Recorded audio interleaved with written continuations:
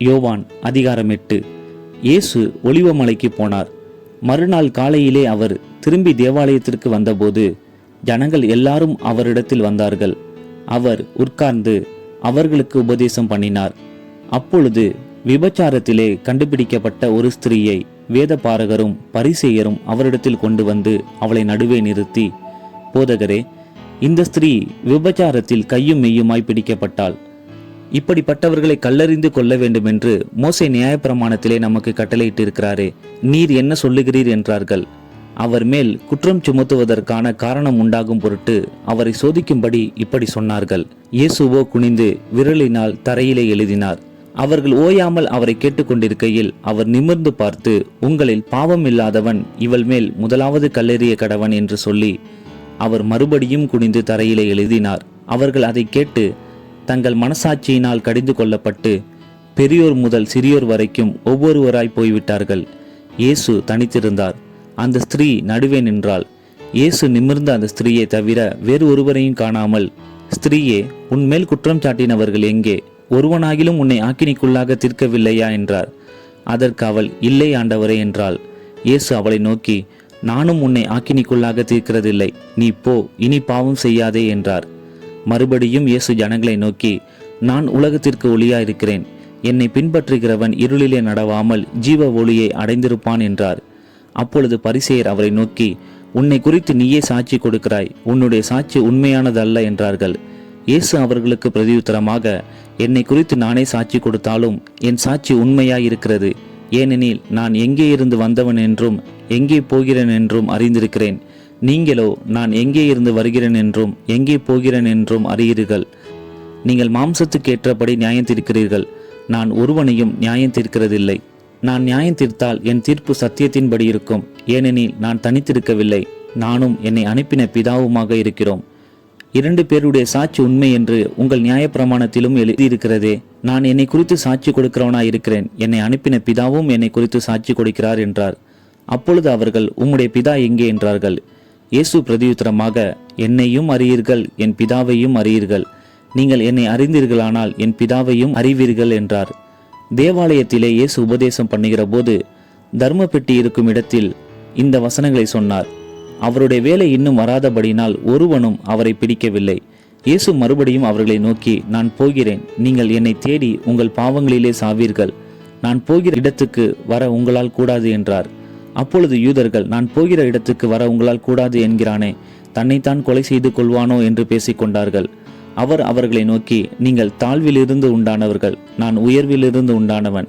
நீங்கள் இந்த உலகத்திலிருந்து உண்டானவர்கள், நான் இந்த உலகத்திலிருந்து உண்டானவன் அல்ல. ஆகையால் நீங்கள் உங்கள் பாவங்களில் சாவீர்கள் என்று உங்களுக்கு சொன்னேன். நானே அவர் என்று நீங்கள் விசுவாசியாவிட்டால் உங்கள் பாவங்களிலே சாவீர்கள் என்றார். அதற்கு அவர்கள், நீர் யார் என்றார்கள். இயேசு அவர்களை நோக்கி, நான் ஆதி முதலாய் உங்களுக்கு சொல்லியிருக்கிறவர்தான். உங்களை குறித்து பேசவும் நியாயம் தீர்க்கவும் எனக்கு அநேக காரியங்கள் உண்டு. என்னை அனுப்பினவர் சத்தியமுள்ளவர். நான் அவரிடத்தில் கேட்டவைகளையே உலகத்துக்கு சொல்லுகிறேன் என்றார். பிதாவை குறித்து பேசினார் என்று அவர்கள் அறியாதிருந்தார்கள். ஆதலால் இயேசு அவர்களை நோக்கி, நீங்கள் மனுஷகுமாரனை உயர்த்தின பின்பு நானே அவர் என்றும் நான் என் சுயமாய் ஒன்றும் செய்யாமல் என் பிதா எனக்கு போதித்தபடியே இவைகளை சொன்னேன் என்றும் அறிவீர்கள். என்னை அனுப்பினவர் என்னுடனே கூட இருக்கிறார். பிதாவுக்கு பிரியமானவைகளை நான் எப்பொழுதும் செய்கிறபடியால் அவர் என்னை தனியே இருக்க விடவில்லை என்றார். இவைகளை அவர் சொல்லுகையில் அநேகர் அவரிடத்தில் விசுவாசம் வைத்தார்கள். இயேசு தம்மை விசுவாசித்த யூதர்களை நோக்கி, நீங்கள் என் உபதேசத்தில் நிலைத்திருந்தால் மெய்யாகவே என் சீஷராயிருப்பீர்கள், சத்தியத்தையும் அறிவீர்கள், சத்தியம் உங்களை விடுதலையாக்கும் என்றார். அவர்கள் அவருக்கு பிரதியுத்தரமாக, நாங்கள் ஆபிரகாமின் சந்ததியாராய் இருக்கிறோம். நாங்கள் ஒரு காலம் ஒருவனுக்கும் அடிமைகளாய் இருக்கவில்லை. விடுதலையாவீர்கள் என்று நீர் எப்படி சொல்லுகிறீர் என்றார்கள். இயேசு அவர்களுக்கு பிரதியுத்தரமாக, பாவம் செய்கிறவன் எவனும் பாவத்துக்கு அடிமையாயிருக்கிறான் என்று மெய்யாகவே மெய்யாகவே உங்களுக்கு சொல்லுகிறேன். அடிமையானவன் என்றைக்கும் வீட்டிலே நிலைத்திரான், குமாரன் என்றைக்கும் நிலைத்திருக்கிறார். ஆகையால் குமாரன் உங்களை விடுதலையாக்கினால் மெய்யாகவே விடுதலையாவீர்கள். நீங்கள் ஆபிரகாமின் சந்ததியார் என்று அறிவேன். ஆனாலும் உங்களுக்குள்ளே என் உபதேசம் இடம்பெறாதபடியால் என்னை கொலை செய்ய தேடுகிறீர்கள். நான் என் பிதாவினிடத்தில் கண்டதை சொல்லுகிறேன், நீங்களும் உங்கள் பிதாவினிடத்தில் கண்டதை செய்கிறீர்கள் என்றார். அதற்கு அவர்கள், ஆபிரகாமே எங்கள் பிதா என்றார்கள். இயேசு அவர்களை நோக்கி, நீங்கள் ஆபிரகாமின் பிள்ளைகளாய் இருந்தால் ஆபிரகாமின் கிரியைகளை செய்வீர்களே. தேவனிடத்தில் கேட்டிருக்கிற சத்தியத்தை உங்களுக்கு சொன்ன மனுஷனாகிய என்னை கொல்ல தேடுகிறீர்கள். ஆபிரகாம் இப்படி செய்யவில்லையே. நீங்கள் உங்கள் பிதாவின் கிரியைகளை செய்கிறீர்கள் என்றார். அதற்கு அவர்கள், நாங்கள் வேசித்தனத்தினால் பிறந்தவர்கள் அல்ல, ஒரே பிதா எங்களுக்கு உண்டு, அவர் தேவன் என்றார்கள். இயேசு அவர்களை நோக்கி, தேவன் உங்கள் பிதாவாய் இருந்தால் என்னிடத்தில் அன்பாயிருப்பீர்கள்.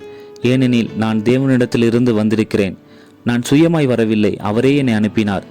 என் வசனத்தை நீங்கள் ஏன் அறியாமல் இருக்கிறீர்கள்? என் உபதேசத்தை கேட்க மனதில்லாதிருக்கிறதினால் அல்லவா? நீங்கள் உங்கள் பிதாவாகிய பிசாசானவனால் உண்டானவர்கள்.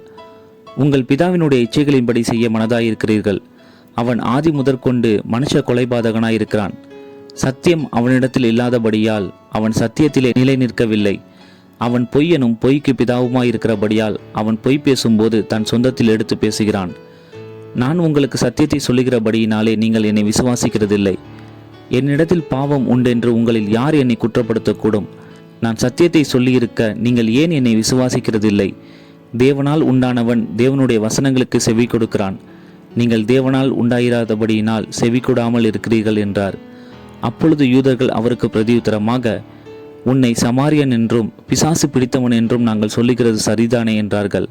அதற்கு இயேசு, நான் பிசாசு பிடித்தவன் அல்ல, நான் என் பிதாவை கனம் பண்ணுகிறேன், நீங்கள் என்னை கனவீனம் பண்ணுகிறீர்கள். நான் எனக்கு மகிமையை தேடுகிறதில்லை, அதை தேடி நியாயம் தீர்க்கிறவர் ஒருவர் இருக்கிறார். ஒருவன் என் வார்த்தையை கை கொண்டால் அவன் என்றென்றைக்கும் மரணத்தை காண்பதில்லை என்று மெய்யாகவே உங்களுக்கு சொல்லுகிறேன் என்றார். அப்பொழுது யூதர்கள் அவரை நோக்கி, நீ பிசாசு பிடித்தவன் என்று இப்பொழுது அறிந்திருக்கிறோம். ஆபிரகாமும் தீர்க்கதரிசிகளும் மரித்தார்கள். நீயோ, ஒருவன் என் வார்த்தையை கை கொண்டால் என்றென்றைக்கும் மரணத்தை ருசி பார்ப்பதில்லை என்கிறாய். எங்கள் பிதாவாகிய ஆபிரகாமிலும் நீ பெரியவனோ? அவர் மரித்தார், தீர்க்கதரிசிகளும் மரித்தார்கள். உன்னை நீ எப்படிப்பட்டவனாக்குகிறாய் என்றார்கள். இயேசு பிரதியுத்தரமாய், என்னை நானே மகிமைப்படுத்தினால் அந்த மகிமை வீணாயிருக்கும். என் பிதா என்னை மகிமைப்படுத்துகிறவர், அவரே உங்கள் தேவன் என்று நீங்கள் சொல்லுகிறீர்கள். ஆயினும் நீங்கள் அவரை அறியவில்லை, நான் அவரை அறிந்திருக்கிறேன். அவரை அறியேன் என்று சொல்லுவேன் ஆகில் உங்களைப் போல நானும் பொய்யனாயிருப்பேன். அவரை நான் அறிந்து அவருடைய வார்த்தையை கை கொண்டிருக்கிறேன். உங்கள் பிதாவாகிய ஆபிரகாம் என்னுடைய நாளை காண ஆசையாயிருந்தான், கண்டு களி கூர்ந்தான் என்றார். அப்பொழுது யூதர்கள் அவரை நோக்கி, உனக்கு இன்னும் 50 வயதாகவில்லையே, நீ ஆபிரகாமை கண்டாயோ என்றார்கள். அதற்கு இயேசு, ஆபிரகாம் உண்டாகிறதற்கு முன்னமே நான் இருக்கிறேன் என்று மெய்யாகவே உங்களுக்கு சொல்லுகிறேன் என்றார். அப்பொழுது அவர் மேல் எரியும்படி கல்லுகளை எடுத்து கொண்டார்கள். இயேசு மறைந்து அவர்கள் நடுவே கடந்து தேவாலயத்தை விட்டு போனார்.